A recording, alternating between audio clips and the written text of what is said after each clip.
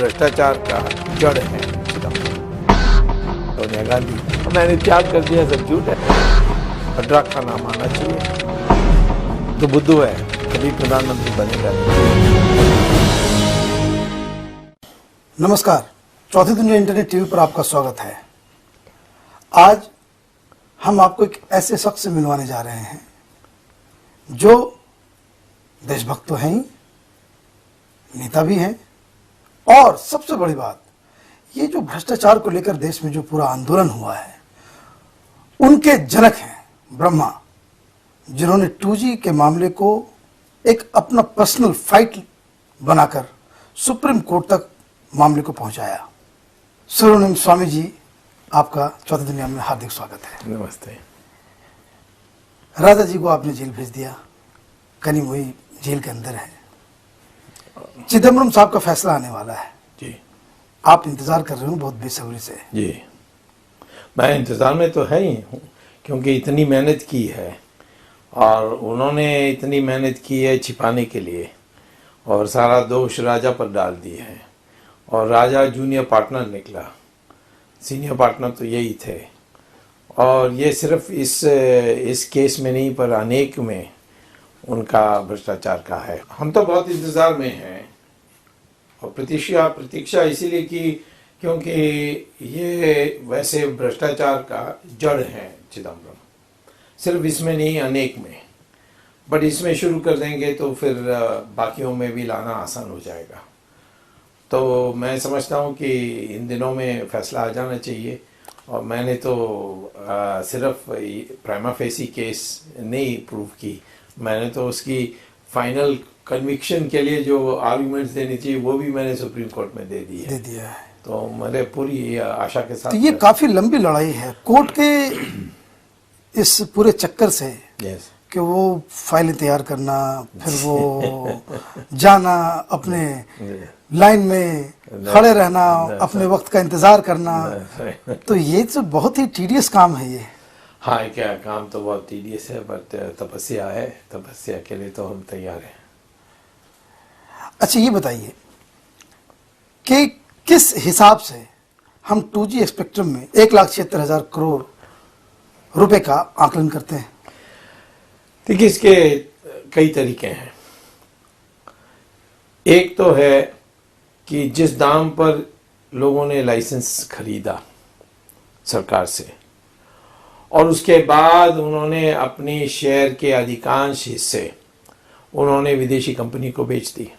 जैसे स्वान ने लगभग सारा बेच दी एटिसलाट को, और यूनिटेक ने टेलीनॉर को, टाटा ने डोकोमो को, इस तरीके से वोडाफोन को एसआर ने बेच दी। इस तरीके से ये सब लोगों ने बेचा, और उनका तो प्योर सिर्फ यानी शुद्ध व्यापार था, और उनको 8 गुना से कम नहीं मिला। टाटा को तो 13 गुना मिला। तो जितना राजस्व आई लाइसेंस बेचकर भारत सरकार को, इन टेलीकॉम कंपनीज को, उसको आप मान लीजिए 10 से बढ़ा देते हैं, 10 गुना कर देते हैं, तो 1,76,000। So this is the calculation? नहीं, ये है, राइट। और भी अन्य तरीके हैं, और सारे तरीके से अराउंड 1,76,000 की एस्टिमेट आती है। मैंने एक पुस्तक लिखी है, उसमें मैंने विवरण दिया है। और मैं आज कहता हूँ कि लोग जो कहते हैं कि CAG का एनालिसिस ठीक नहीं है, मैं इतना ही कहता हूँ कि CAG को भूल जाइए। कितने दाम पर इन लोगों ने बेचा, खरीदने वाला भी कोई मूर्ख नहीं है, वो भी कमर्शियल है। हाँ। ये बेचने वाला भी कोई मूर्ख नहीं, ये कमर्शियल है। तो जब इनको 8 से 13 गुना तक मिली है, तो एक बीच का नंबर ले लीजिए 10, तो जितना सरकार को मिली 14,000 करोड़ मिली, उसको आप 10 से मल्टीप्लाई करेंगे तो 1,40,000 हो जाती है। उसके बाद CDMA का कन्वर्जन, ये सब जोड़ करके 2 लाख तक चली जाएगी। हाँ, 2 लाख तक चली जाएगी। तो इसीलिए ये इसका कोई जवाब देता नहीं है कि फिर यदि लाइसेंस सही दाम पर बेची तो फिर 8 गुना 10 गुना 13 गुना क्यों मिला? दूसरा है कि आप टैरिफ को सस्ता करने के लिए आपने कम दाम पर बेचिए, तो फिर आपने इनको दूसरे कंपनीज को बेचने के लिए अनुमति क्यों दी? और यदि उनके विदेशी कंपनी को बेचने के बाद भी दाम कम है तो फिर सरकार भी नीलाम करती तो दाम कम होता। एक सवाल उठ रहा है कि सारी बातें प्रधानमंत्री को मालूम थी और वाहनवती ने प्रधानमंत्री को क्लीन चिट दिया। ये वाहनवती के रोल के ऊपर कुछ आप बताएं कि क्या ये अटॉर्नी जनरल का एक पॉलिटिकल इस्तेमाल है? तो अब वो इस पर अभी तक हम लोग आए नहीं। क्योंकि आखिर में उनका एक ही दोष है कि उन्होंने लॉ मिनिस्ट्री की अनुमति के बिना जो terms and condition of service है उसके अनुसार वो सलाह नहीं दे सकते जब तक लॉ मिनिस्ट्री उसको रेफर नहीं करती हो, और उन्होंने उसका उल्लंघन किया। तो उल्लंघन क्यों किया? उनको कुछ मिला उसमें? इसका तो जांच होने की बाकी है, वो आगे किया जाएगा। अभी तो बड़े मगरमच्छ लगे हुए हैं, पकड़ने में लगे हुए हैं। अभी और कौन कौन से बड़े मगरमच्छ हैं? मेरी राय में चिदम्बरम के बाद वड्रा का नाम आना चाहिए। उसके बाद दो और नाम है। एक जो बड़े प्रबल शक्तिशाली सलाहकार के इसमें यूपीए में है, उनका नाम अभी नहीं लूंगा क्योंकि मैं उतना दूर पहुंचा नहीं हूँ। ओके। और जांच भी नहीं मैंने पूरा किया है। वड्रा का किया इसीलिए मैं बोल रहा हूँ। और उसके बाद सर्व जो हैं सोनिया गांधी को आप इतना हेट क्यों करते हैं? मैं कोई हेट नहीं करता हूँ, क्योंकि इसमें देखिए घृणा की सवाल ही नहीं है। परंतु आप देखिए उसके बारे उसने पहले तो उसने देश को झूठ बोली अपने नाम के बारे। बर्थ सर्टिफिकेट में एक नाम है, दूसरा नाम यहाँ सोनिया है। दूसरा है कि उसने जिस जगह में पैदा हुई पार्लियामेंट में रिकॉर्ड में जो दी वो भी झूठ है। एजुकेशनल क्वालिफिकेशन में उन्होंने झूठ बोल दी। अब हमारे देश में सुप्रीम कोर्ट तो कहते हैं कि जो एजुकेशन क्वालिफिकेशन झूठ बोलता है उसको नौकरी से निकाल देना चाहिए। तो इसके अतिरिक्त उसके और भी कुकर्म देखिए। उसने जो लोगों ने जिनका षड्यंत्र में हिस्सा है ऐसा सीबीआई ने सोचा राजीव गांधी की हत्या में, उनके साथ गठबंधन कर ली डीएमके। उतना नहीं है, ये 4 लोगों को सुप्रीम कोर्ट ने कहा कि इन 4 को तो किसी हालत में मृत्यु दंड देनी चाहिए। उनके लिए उन्होंने राष्ट्रपति को चिट्ठी लिख दी कि इनको माफ किया जाए। लेकिन एक बात बताइए कि जो उनका डेट ऑफ बर्थ का जो कंट्रोवर्सी है 1944 और 1946, आप कोर्ट भी गए? कोर्ट से फिर आपको फिर आगे जो है मामला कहां तक पहुंचा? ये बात ये है कि मैं कोर्ट में जहां तक बाकी मामलों में उसकी जो तस्कर काम किया है उसने और केजीबी से पैसा लिया है, ये सब मैं हाई कोर्ट में गया था जब एनडीए सरकार थी। राइट। तो सीबीआई को नोटिस दिया गया कोर्ट ने। सीबीआई गई वहाँ जांच करने के लिए, वापस आकर कहा कि हाँ डॉक्यूमेंट्स हैं, परंतु वो देंगे नहीं जब तक हम एक लेटर रॉगेटरी नहीं भेजेंगे। लेटर रॉगेटरी के लिए यहाँ से कोर्ट से को एक एफआईआर रजिस्टर करना होगा, फिर जाकर कोर्ट से अनुमति मांगनी होगी। परंतु वाजपेयी सरकार ने एफआईआर रजिस्टर करने से इनकार, वाजपेयी सरकार ने मना कर दिया। एफआईआर रजिस्टर करने से मना कर दिया। मैं उसमें बहस करने लगा कोर्ट में, उस तक इन्होंने चुनाव जल्दी कर दी और हार भी गए। अच्छा, फिर एक और मसला आया था सोनिया गांधी के एफिडेविट का जो आपने उठाया था। हाँ, वो मैं उसमें तो हमारी जीत ही हो गई थी कि ये स्वीकार हो गया कि उसने झूठ बोला है। परंतु चीफ जस्टिस बालकृष्ण ने कहा कि बड़े हृदय के व्यक्ति बनो, छोड़ दो, हो गया, अब आगे नहीं करेगी। इस तरीके से हमारी पिटीशन को उन्होंने डिस्पोज ऑफ किया। और जो पहले कहती थी कि मैं कैम्ब्रिज यूनिवर्सिटी में पढ़ी हूँ, दूसरा जो अभी 2009 में जो एफिडेविट फाइल की उसमें उसने ड्रॉप कर दिया था। कांग्रेस की तरफ से राहुल गांधी को अगला प्रधानमंत्री बनाया जा रहा है। आप एक एक्सपीरियंस व्यक्ति हैं, मिनिस्टर खुद रह चुके हैं। चंद्रशेखर जी के ऐसे व्यक्तित्व के साथ आपने काम किया है। ये बताइए कि ये पूरा जो इस लीडर को देख करके आपको क्या लगता है कि क्या एक अच्छा प्रधानमंत्री बनने का क्वालिटी राहुल गांधी में है या नहीं? वो तो बुद्धू है, वो तो कभी प्रधानमंत्री बनेगा नहीं। एक तो उसका प्रॉब्लम है कि जब वो पैदा हुआ तो माँ इटालियन सिटीजन थी, तो इटालियन लॉ के अनुसार वो ऑटोमेटिकली इटालियन बन जाता है और वो इटालियन सिटीजन के रजिस्टर में नाम होती है।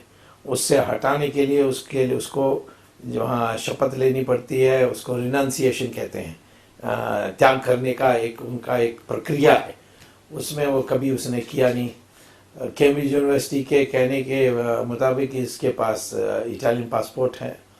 जब ये बॉस्टन में पकड़ा गया था $1,60,000 कैश में, तब भी उसके पास इटालियन पासपोर्ट थी। तो ये सारे बातों के देखकर मैंने आपको पहले भी कहा था, मैंने अखबार वालों को कहा था कि सोनिया गांधी कभी प्रधानमंत्री नहीं बनेगी। जब ये ऐलान हो गया कि वो 5 बजे शाम को जाकर शपथ लेने वाली है या राष्ट्रपति उसको सरकार बनाने के न्योता देने वाले हैं, तब मैं 12:30 बजे उसी दिन 17 मई को आप राष्ट्रपति से मिले थे? मिला। मैंने उनको बताया ये नहीं बन सकते, और मैंने बताया, सारा दिखाया उनको, और वो कन्विंस हो गए। तो 3:30 बजे उन्होंने चिट्ठी लिख दी कि 5 बजे मत आओ। आपने क्या दिखाया मैंने राष्ट्रपति को? एक तो दिखाया कि हमारे संविधान, हमारे कानून में उस समय इन्होंने संशोधन करके हटा दिया, परंतु वो संवैधानिक नहीं है, और कभी दोबारा आएगा तो मैं चैलेंज कर दूंगा। उस समय ये हमारे सिटीजनशिप एक्ट में लिखी थी कि कोई भी विदेशी हमारे देश का नागरिक बनता है तो उनके ऊपर वही अंकुश लगेगी जो भारतीय उनके देश में बनने पर लगती है। अब इटली में आप पैदा नहीं हुए तो प्रधानमंत्री नहीं बन सकते, तो इसलिए ये भी नहीं बन सकती यहाँ। ये मैंने दिखाया। दूसरा, मैंने उनको बताया कि आप RAW से पूछ लीजिए, ये इनके 2 पासपोर्ट्स हैं, इटालियन और English and Indian. Sonia Gandhi की अभी भी है? अभी भी है। और मुझे जो जानकारी मिली है, मैंने राष्ट्रपति से सीधा कभी पूछा नहीं, उस समय के राष्ट्रपति से, परंतु उन्होंने ये भी सोनिया को बताया कि ये भी बाहर आ जाएगा। और मैंने सुना कि जो चिट्ठी उन्होंने 3:30 बजे लिखी, उसमें मेरा नाम का जिक्र है कि इनका कंप्लेंट आया है और उस पर मुझे जांच करनी है, सुप्रीम कोर्ट को भेजना है, इलेक्शन कमीशन को भेजना है। ये राष्ट्रपति ने चिट्ठी लिखी? हाँ, अभी तक उस चिट्ठी का डिक्लेयर नहीं किया, यानी प्रकाशन नहीं किया है। मैं तो कांग्रेस को चैलेंज करता हूं, मैं बोल रहा हूं गलत, तो ये जो 3:30 बजे का चिट्ठी आई उसका आप उसको प्रकाशित कर दीजिए, लोगों को दिखाया जाए। तो आपको कहने का मतलब है कि जो एक दिन पहले सोनिया गांधी ने लेटर ऑफ सपोर्ट उन्होंने दिया था, 340 चिट्ठियों की अलग अलग MPs की चिट्ठी उन्होंने दी थी समर्थन में।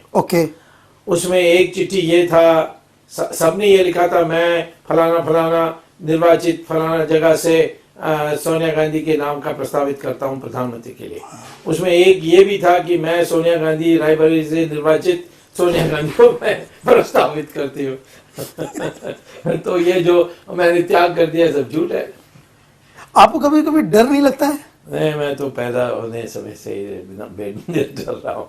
ये तो सबकी, मेरी माँ की तो कंप्लेंट यही होती थी, क्योंकि हिंदुस्तान में इस तरह का तो पॉलिटिकल कल्चर है नहीं। नहीं है, नहीं, पता नहीं क्या हुआ मेरे में। हम लोग 1947 में इंडिया में थे और हमारे पिताजी गवर्नमेंट में थे, तो हमारी सरकारी कोठी तुर्कमान गेट के बिल्कुल ऑपोजिट थी, वो सर्कुलर रोड, उसको आज पता नहीं उसकी कोई क्या नया ना, वो जो सड़क रामलीला ग्राउंड के साथ चलती है।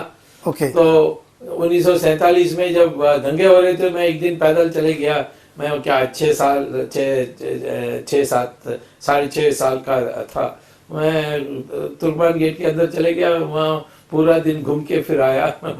तो मेरी माँ ने तो इतनी दुखी हुई। तो ये तो हमारा एक कमजोरी है, क्या करें।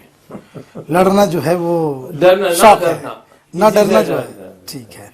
लेकिन एक चीज तो मुझे लगता है कि जिस तरह के आरोप आप लगाते हैं, क्या आपके पास सारे सबूत हैं? आपको ऐसा नहीं लगता है कि कहीं जिस तरीके से आप देखिए किरण बेदी पे हमला हुआ, हाँ। जिस तरीके से रामदेव के ऊपर जो है पूरी जांच हो गई, जेल में भेजने की उनकी तैयारी है, आपको ऐसा नहीं लगता है कि सरकार कभी आपको भी पकड़ के जेल में डाल सकती है? कितने सरकार मेरे खिलाफ थे, वाजपेयी सरकार मेरे खिलाफ राइट। थी, उन्होंने दुनिया भर की जांच कराई। और उसके पहले इंदिरा गांधी की सरकार थी, वो तो हमसे बहुत चिढ़ते थे इंदिरा गांधी, और वो इमरजेंसी में मैंने तो उनका सारा पोल खोल दिया था। तो दुनिया भर कम्युनिस्ट सारे मेरे खिलाफ। सो अभी तक नहीं निकला तो नहीं है, इसके में यही मानना चाहिए। तो एक चीज और मैं आपको बताऊं कि जो नया जनरेशन है, हाँ। वो मैं आपको स्वामी जी, मैं आपको बहुत ही फ्रैंकली एडमिट कर रहा हूं कि वो आपको एक डेमी गॉड की तरह पूछते हैं, वो ट्वीट में ऐसे ही लगता है। और बहुत सारे एक कंट्रोवर्सी अभी हाल में हुई थी, जो आपका एक डीएनए में जो आर्टिकल है, हाँ तो उस आर्टिकल के ऊपर हमने चौथे दिन पे कार्यक्रम भी किया था। हाँ, मैंने देखा है। लोग आपसे बहुत कुछ अब एक्सपेक्ट करने लग गए हैं कि जो करप्शन का जो रियल फाइटर इस देश में अगर कोई है तो वो बिल्कुल आप हैं, जो लीगली भी लड़ रहे हैं, थियोरेटिकली भी लड़ रहे हैं, और नए नए एविडेंसेस और नए नए सबूतों के साथ और ठोस सबूत के साथ आप, और उसको एक जो कहते हैं कि लॉजिकल कंक्लूजन पे सारे केसेस को आप लेकर के जा रहे हैं। आपकी पार्टी कहीं नजर नहीं आती है, क्या कारण है? मैंने पार्टी बनाने के लिए भी नहीं सोचा, मैंने इतना ही किया, मैंने जयप्रकाश जी को मेरा वचन दिया था मैं जनता पार्टी नहीं छोड़ूंगा। उन्होंने मुझे पटना बुलाया था, बहुत बीमार थे, उन्होंने कहा कि सारे लोग यानी त्याग करने वाले हैं, पर तुम मत जाना, ये पार्टी दोबारा एक दिन पैदा होगी। तो मैंने तो वचन दे दिया था, मैं बना रहा हूँ। और अब पार्टी चलाने के लिए आजकल सब कार्यकर्ताओं की आदत खराब हो गई है। सबको पैसा चाहिए, सबको पैसा चाहिए, गाड़ी चाहिए, दुनिया भर के लिए ऑफिस चाहिए, 50 टिफिन के लिए चाहिए, नाश्ता के लिए चाहिए, आने जाने के लिए चाहिए। तो ये इसमें करोड़ों रुपए लगते हैं, और करोड़ों रुपए आज की परिस्थिति में कोई दान नहीं देता है। सही बात है। हाँ, तो मैंने सोचा कि जब ये गठबंधन की सरकार बनने वाली है, 2 बार मैं मिनिस्टर रहा हूँ एक एमपी पर, हाँ, अकेला मैं जीत सकता हूँ, ये इलेक्ट्रॉनिक फ्रॉड नहीं होगी तो मैं अकेला कभी भी जीत सकता हूँ। और तो इसीलिए हम हैं, सरकार बनाने में, सरकार में जाने में कोई समस्या नहीं है। तो हमारे साथ जो लगे हुए हैं, वो लगे हुए हैं, वो सारे हैं, वो ज़्यादा मीडिया के सामने नहीं आते हैं।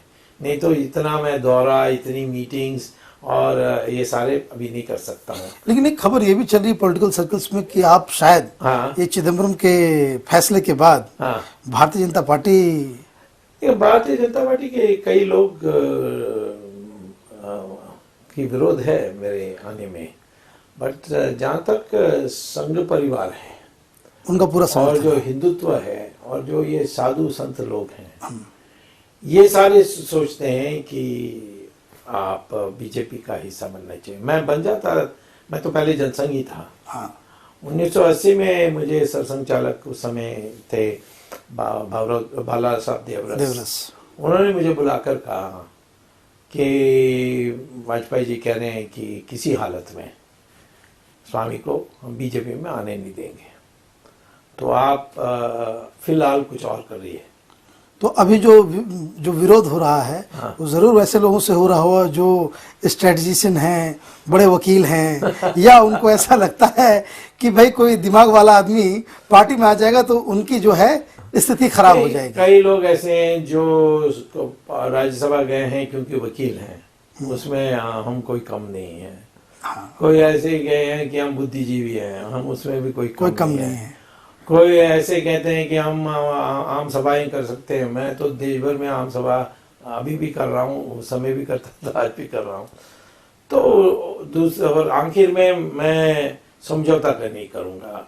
मेरे घर के अंदर ही कोई भ्रष्टाचार करेगा तो मैं वहाँ भी उंगली दिखाऊंगा, तो घर की बात बाहर बोल दूंगा, ये कई लोगों को डर होता है। लेकिन संघ का जो स्नेह है, उससे मैंने इतना तो कह दिया है, वो अशोक सिंघल को भी कह दिया, मैंने माननीय मोहन भागवत जी को भी कह दिया कि जब भी वो समझेंगे ठीक, मैं तो अलग पार्टी जिद नहीं करता हूँ चलाने के लिए, विलय करने के लिए तैयार हूँ। जिस दिन बीजेपी तैयार है मैं उस दिन तैयार हूँ। तैयार है।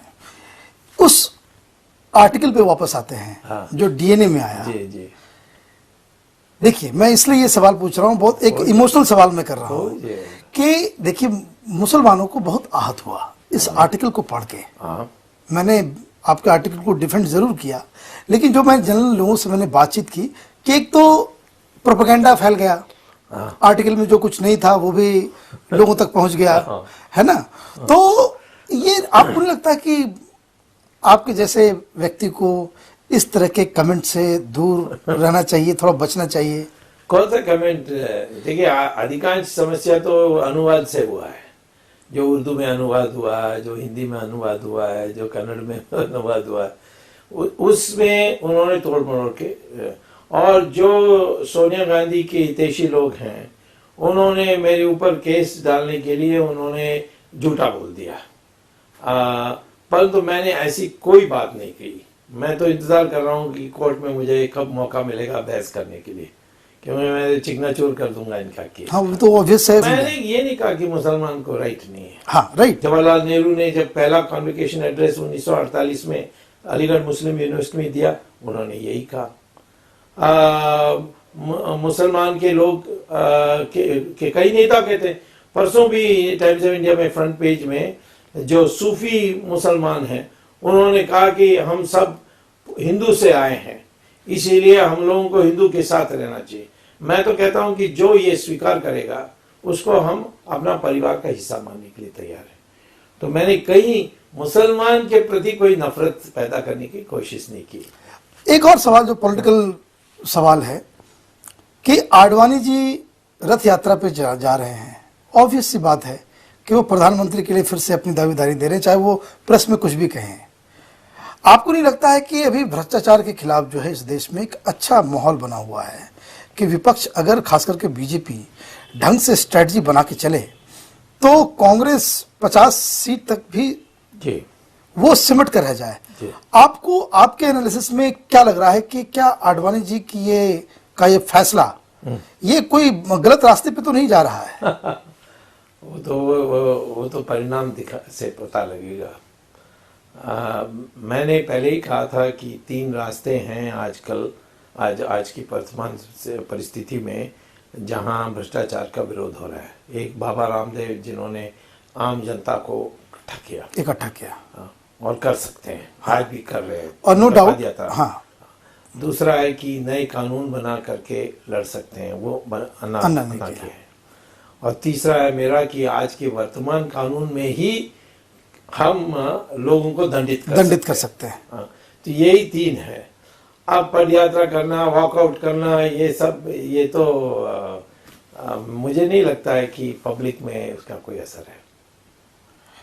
अच्छा, ये जनरल सवाल जो लोगों के दिमाग में, जहन में है, खासकर के देश का यूथ भी जानना चाहेगा और इस पे आपकी राय बहुत ही इंपॉर्टेंट होगी कि जो बीजेपी में प्रधानमंत्री पद के लिए जो रस्साकसी चल रही है मोदी वर्सेस आडवाणी, आपको क्या लगता है कि आगे आने वाले समय में जो चुनाव होंगे, मोदी बेहतर प्रधानमंत्री साबित होंगे या लालकृष्ण आडवाणी? देखिए, ये तो कहना मुश्किल है क्योंकि हम उसमें नहीं जाते हैं।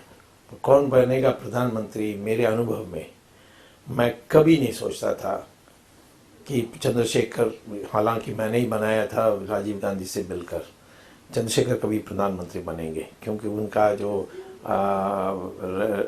अकड़ और के दृढ़ता, ये मुंह पर बोल देना, ये सारा जो है वो चलता नहीं था। ऐसा लोग कहते थे कि उसको अलग करने में सब लोग लगे हुए थे, लेकिन बन गए। फिर मैं कभी नहीं सोचता था कि नरसिम्हा राव बनेंगे। मैं स्वप्न में भी नहीं सोचता था कि देवेगौड़ा बनेंगे। और गुजराल बैठे हुए वहाँ इंडिया इंटरनेशनल सेंटर में कॉफ़ी पी रहे थे, प्रधानमंत्री बन गए। अभी मनमोहन सिंह तो मैं कभी सोच ही नहीं सकता था प्रधानमंत्री बनेंगे। इस देश में कौन प्रधानमंत्री बनेगा, कोई नहीं बोल सकता। तो ये कितना भी स्पर्धा हो, बेफजूल है। ये प्रारब्धा एक शब्द है संस्कृत में, वो प्रारब्धा ही तय करती है कौन बनेगा प्रधानमंत्री। इसीलिए ज़्यादा अच्छा है कि सब हम अच्छे काम करते जाएं और भगवान तय करेगा। तो ये मोदी के गुजरात के ऊपर बहुत कंट्रोवर्सी है कि वेदर डेवलपमेंट हो रहा है नहीं हो रहा है, मुसलमानों की स्थिति, बहुत सारी बातें हैं। आपको क्या लगता है कि नहीं, मोदी ने कई क्षेत्र में अच्छे काम किए हैं, लेकिन कई क्षेत्र हैं जहां उनके आंकड़ों के अनुसार, उन्हीं की सरकार के आंकड़ों के अनुसार बहुत पीछे चले गए। जैसे ह्यूमन डेवलपमेंट इंडेक्स HDI जिसको कहते हैं, या हंगर इंडेक्स, कई चीज़ों में उनका मैंने देखा है कि एक तो जो आम जनता जो ऑफिस में जाते हैं उनको, उनके लिए परेशानी बहुत कम हुई है, तो आम जनता बड़ी प्रसन्न है। दूसरा है कि उन्होंने ऑफिसर्स को पूरा छूट दे दिया है कि करो, मैं तुम्हारे पीछे हूँ, नीतीश कुमार की तरह। नीतीश कुमार एक हद तक, बट ये तो बहुत दूर गए। तो इसीलिए ऑफिसर सब उसके पूजा करने वाले लोग हैं। यद्यपि आजकल एक पुलिस में एक विद्रोह का भावना आ गई है। तीसरा है कि सेठों का उन्होंने बड़ा ख्याल किया, और सेठ के पकड़ मीडिया में, इसमें सब में है। तो आदमी बहुत मेहनती है, परंतु पार्टी से बात करिए वहां वो नाराज, मिनिस्टर से बात करिए नाराज, RSS से बात करिए, स्वयंसेवक से, मैं संगठन नेताओं की यानी पदाधिकारियों की बात नहीं कर रहा हूँ, पर आम लोगों से नाराज, विश्व हिंदू परिषद नाराज। तो उसको कहीं ना कहीं एक थोड़ा बैलेंस करना पड़ेगा कि पार्टी कार्यकर्ता का क्या है, उसकी इज्जत के लिए उसको फोन करेगा तो फोन उठाना चाहिए, उसको बुलाना चाहिए, बात करना चाहिए। मिनिस्टर को कहना चाहिए अच्छा तुम भी बड़े चित्र का पोस्टर लगा दो, कोई हर्जा नहीं, मेरा बड़ा तुम्हारा छोटा ऐसा अनिवार्य नहीं है, इस तरीके से उसमें है। बट जरूर उन्होंने GDP ग्रोथ यानी पूरा एक मैक्रो सिस्टम कहते हैं, मैक्रो में यानी पूरा तस्वीर को एक दूर से देखेंगे तो गुजरात में विकास तो बहुत हुआ है। फिर भी ग्रोथ रेट महाराष्ट्र का गुजरात से ज्यादा है महाराष्ट्र का। हाँ, बट महाराष्ट्र का कोई बोलता ही नहीं है क्योंकि ज्यादातर हाउसिंग सोसाइटी ये वो उसमें वो बहुत सारे करप्शन के केसेस आ गए, घोटाले आ गए।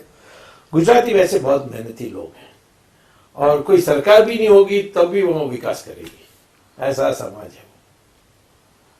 तो इसीलिए उन्होंने उसमें थोड़ा और यानी नमक जोड़कर थोड़ा और थोड़ा रुचिदायक बनाया है। एक और रेलेवेंट सवाल जो है आज के डेट में, आज आपने देखा वो किस तरह से किरण बेदी के ऊपर जो है, हाँ, वो उस तरह की खबरें हैं वो तो हास्यास्पद है कि देखिए मैं आपको कहता हूँ कि मेरे पास कभी कभी पुलिस का ये आती है कि आपने रेड लाइट क्रॉस किया, हमने कहीं किया ही नहीं, बट रिकॉर्ड में तो क्रिमिनल चार्ज है ना। तो ये ऐसी मामूली है, उसने ट्रैवल किया, उसको first class J class ticket मिली, उसमें से उसने पैसा फाउंडेशन में डाल दी, ठीक है। आज पता लग गया तो वो लोग जिन्होंने कहा कि नहीं आप उसमें ट्रैवल करेंगे इसलिए दिया, वापस दे दो और इंटरेस्ट दे के कर दो, ऐसा कुछ छोटा सा जुर्माना है। अब इसको ऐसा पब्लिसाइज किया कि इनके कांग्रेस के पास और कुछ नहीं मिला। अभी किरण बेदी आखिर में पुलिस फोर्स में थी, मैं जानता हूँ व्यक्तिगत कि उससे ज़्यादा ईमानदार पुलिस ऑफिसर दिल्ली पुलिस में नहीं है। फिर उसने जो कमाल का काम किया तिहाड़ जेल में, वो मैंने खुद जाकर देखा। और उसके यानी इस पर मैं तो समझता हूँ कि एक कलयुग में ये ऐसा कोई देखना कि कोई किसी के पास कोई बुराई नहीं होगी, बिल्कुल शुद्ध होगी, इतना सोचना चाहिए। इससे क्या उनकी भ्रष्टाचार का विरोध में कोई कम होगी? नहीं होगी, वो तो खुला, वो तो स्पष्ट बोलने वाली है। इससे तो कोई क्रिमिनल कुछ नहीं बनता है। अन्ना हजारे के बारे में आपकी क्या रीडिंग है? अन्ना हजारे, मैं तो 2 बार MP था बम्बई से, तो महाराष्ट्र का मैं काफ़ी जानता हूँ, उनका नाम जानता हूँ।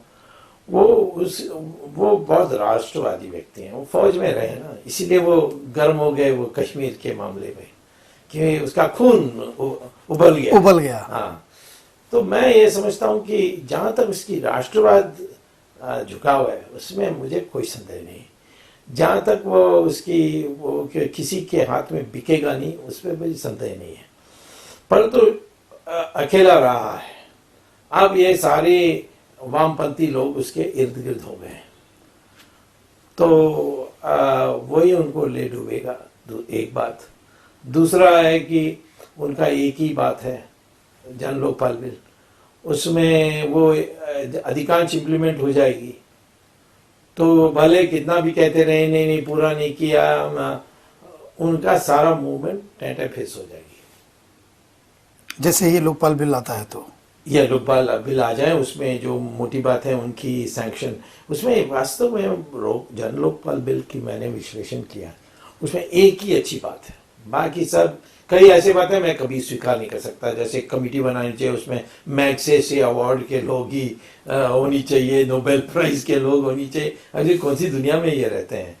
बट एक बात उसमें बहुत अनिवार्य है, उसके बिना मैं काम कर रहा हूँ, बट वो होता तो बहुत तेजी से काम कर सकता हूँ। वो है एक लोकपाल के पास अधिकार होना चाहिए कि कोई पब्लिक का कंप्लेंट आए, किसी की अनुमति के बिना सीधा वो सीबीआई को कह सकते हैं इस पर जांच करो। आज मुझे सैंक्शन लेना पड़ता है और सैंक्शन महीनों चल जाती है। प्रधानमंत्री के साथ तो मुझे 1.5 साल गवाह मैंने कर दी राजा के सैंक्शन के लिए। तो इसीलिए वो बात आ जाए, उसमें कोई डाइल्यूटेड फॉर्म में भी आ जाए, तो मैं समझता हूं कि अन्ना हजारे की मूवमेंट के लिए और कोई औचित्य नहीं रहेगी। एक मैं आपसे खुलासा चाह रहा हूं, हाँ। जो आपको जरूर मालूम होगा। हाँ ये जो प्रणब मुखर्जी की जो चिट्ठी का जो पूरा मसला था जी, ये प्रधानमंत्री कार्यालय के कहने पे तैयार किया गया था जी, इसमें प्रणब दा का कोई ज्यादा रोल था नहीं, नहीं था। और वो जो है एक ओएम है, कोई जैसा कपिल सिब्बल बता रहे थे देश को कि किसी निचले स्तर का वो ऑफिसर। मूर्ख है, ऐसा पता नहीं कैसा बोलता है ये। हाँ, ये पढ़ा लिखा आदमी है, परंतु ये सारा पढ़ाई भूल गया उसने। देखिए ओएम जो है वो नोट और चिट्ठी डीओ इससे भिन्न है। वो इंटर डिपार्टमेंटल सलाह मशवरा होने के बाद, मंथन होने के बाद तैयार होती है, उसमें फाइल नंबर होती है और मंत्री इसकी अनुमति दिए बिना वो क्लियर नहीं हो सकती। चिट्ठी जो साइन किया डिप्टी डायरेक्टर, वो कोई मामूली व्यक्ति नहीं है, कोई चपरासी नहीं है। मेरा जब मैं मंत्री बना, मुझे जो अपॉइंटमेंट लेटर आई वो भी डिप्टी डायरेक्टर ने साइन किया है। तो ये सब बेकार है। ये है डॉक्यूमेंट। और आखिर में जो प्रणब मुखर्जी ने कहा, उसने कहा कि जो भी इसमें निष्कर्ष निकाले गए वो मेरे नहीं है, पर तथ्यों के बारे में उन्होंने कुछ नहीं कहा। और ये डॉक्यूमेंट वास्तव में महत्वपूर्ण है। वो तथ्य जो दिया है, कब मीटिंग हुई, कौन सा डॉक्यूमेंट तैयार किया गया, उसमें क्या कहा गया, और आखिर में एक निष्कर्ष है, यदि चिदम्बरम चाहते तो उसको तो ये घोटाला नहीं होता। ये चिट्ठी आपको मिली कहां से? ये वैसे तो एक व्यक्ति को आरटीआई में मिल गई थी, हाँ। परंतु पता नहीं वो उसमें जुलाई में मिल गई थी, वो बैठे रहा उसमें, पता नहीं किसको दिया, किसी अखबार वालों को दिया, पता नहीं। मैं तो सोच तो पता नहीं वो आरटीआई में होता तो उसमें लिखा होता आरटीआई से, जो मैंने कोर्ट में पेश किया। वो आरटीआई तो आरटीआई है नहीं, वो तो आरटीआई नहीं है। लेकिन कुछ लोग कह रहे हैं कि भाई ये प्रधानमंत्री कार्यालय से ही आपको मिला है। आज हमारे एक देखिए देश में जो ब्यूरोक्रेसी है वो मुझे अच्छा इसीलिए समझते हैं। एक तो मैं उन्हीं की भूमिका से हूँ। मेरे फादर इन लॉ आईसीएस में थे, मेरे फादर सेक्रेटरी थे, मैं दिल्ली में पढ़ा, मेरे क्लासमेट आजकल सीनियर सेक्रेटरीज बने हुए हैं, और उसके अतिरिक्त मेरे कई स्टूडेंट्स आज जॉइंट सेक्रेटरीज हैं, डिप्टी सेक्रेटरीज हैं। तो एक कॉर्डियल एनवायरनमेंट है, एक जाल बिछाई हुई है मेरी, और उस जाल का लोग ये भी जानते हैं, मैं किसी को कभी ये नहीं दिखावा नहीं करूँगा, उसको दिखा दूंगा नहीं, उसको एक्सपोज नहीं कर दूंगा, वो आए मैं रहस्य रखूंगा, तो लोग तो आकर लेकर जाते हैं। चिदम्बरम के ऊपर फैसला होगा, दो स्थिति होगी, आदर कोर्ट इनके ऊपर जांच के लिए कहेगी या फिर उन्हें कहेगी कि भाई जांच नहीं करना। सीबीआई का एक तो रोल वो बड़ा संदिग्ध लगता है।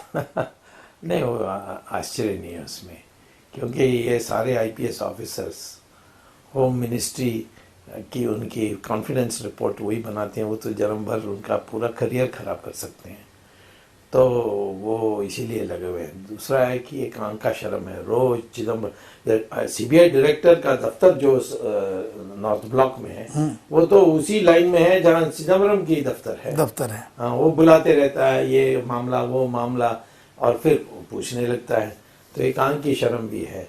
और सीबीआई जो ऑफिसर्स हैं वो मुझे प्राइवेटली कहते हैं, कोर्ट में आते हैं कि इस यानी सख्त शब्द उपयोग करके कि ये जांच हो जाए फिर हम दिखाएंगे।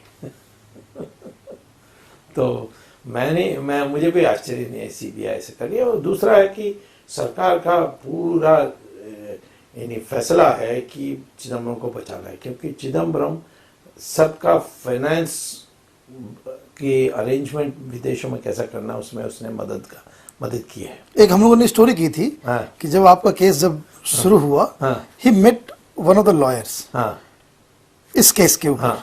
उस लॉयर से जो है हम तक ये खबर पहुंची कि ही सेड कि भाई you should fight my case. Then he said कि he can not fight your case because there is no case, there is nothing to defend. So while talking he said कि कुछ लोग जो है अलमीरा से कपड़े निकालते हैं, मैं पूरी अलमारी गिरा दूंगा। मैंने he was the same thing what you are saying. Absolutely वही डर है कि उसने साफ कह दिया है कि मैं तो अकेला नहीं जाऊंगा, सबको लेके जाऊंगा। हाँ, ब्लैकमेल, टोटल ब्लैकमेल। मतलब बड़ा कमीना आदमी है। उसके बैंक अकाउंट विदेशों में 50,000 करोड़ है, किसी मंत्री के पास इतना नहीं है। साउथ इंडिया में उनके बहुत सारे बिजनेसेस हैं, बहुत है, दुनिया भर के। साउथ इंडिया में बेंगलोर में इतनी जमीन खरीदी है उन्होंने, केरल में, तमिलनाडु में, महाबलीपुरम में, वो तो अरे कोई हिसाब ही नहीं है। उसने तो हर चीज़ पर पैसा बनाया, सिर्फ इसमें नहीं, इसमें तो उसको पॉकेट मनी मिली है। बट वहाँ जो बड़े बड़े हैं वो स्टॉक मार्केट का घोटाला जब आएगा तो इसकी सारी जो ये प्रॉपर्टी है ये सब अटैच कर सकेंगे। चिदम्बरम अगर चले गए फिर उसके बाद आपकी लड़ाई किस मोड़ पे जाएगी? मध्यावधि चुनाव आ जाएगी वो, क्योंकि फिर तो मैं समझता हूँ कि जो लोग करता धरता हैं कांग्रेस पार्टी में वो जान लेंगे कि मनमोहन सिंह के भरोसे में हम नहीं चल सकते। आज भी संदेह हो गया उनके ऊपर संदेह हो गया। और मैं मनमोहन सिंह को इसीलिए डिफेंड कर रहा हूँ कि ये जाने से कौन आएगा, इससे तो अच्छा आदमी आने वाला नहीं है, कोई इससे अच्छा आदमी है ही नहीं यूपीए में। इससे बड़ा चमचा मिलेगा, इससे चमचा भी होंगे, बेईमान भी होंगे, ये तो कम से कम ईमानदार है, इसने एक पैसा नहीं लिया। तो इसीलिए ये तो एक निर्णायक मोड़ पर हम खड़े हैं, भगवान तय करे। वो लोग अरविंदो ने कहा था कि 2012 से भारत में कायाकल्प होगा। देखते क्या कायाकल्प होगा। आपका बहुत बहुत धन्यवाद। ये थे सुब्रमण्यम स्वामी जी, जिन्होंने 2-3 बड़े बड़े खुलासे किए। पहला ये कि 2G के मामले में चिदम्बरम के बाद अगला निशाना रॉबर्ट वडेरा के ऊपर है। दूसरी बात, जो सोनिया गांधी के त्याग की बात थी कि उन्होंने प्रधानमंत्री के पद को त्याग दिया, उस पर उन्होंने बताया कि असल कहानी ये है कि इन्होंने कुछ कागजात, कुछ सबूत राष्ट्रपति के पास दिए, जिसकी वजह से राष्ट्रपति ने उन्हें शपथ लेने से मना कर दिया। सुब्रमण्यम स्वामी, जिसे मैं कह सकता हूं कि शुरू से लेकर अंत तक एक फाइटर रहे हैं। आज की यूथ के लिए वो एक इंस्पिरेशन है। ट्विटर हो, फेसबुक हो, सारे लोग सुब्रमण्यम स्वामी को सुनना चाहते हैं, जानना चाहते हैं। आज उन्होंने भारत की राजनीति, करप्शन, अन्ना हजारे, रामदेव के ऊपर अपनी बातें हम तक पहुंचाई।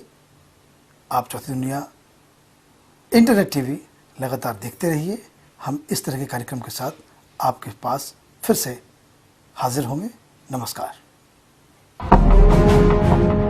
भ्रष्टाचार का जड़ है सोनिया गांधी। मैंने त्याग कर दिया, सब झूठ है। अड्रक का नाम आना चाहिए। तो बुद्धू है, कभी प्रधानमंत्री बनेगा नहीं।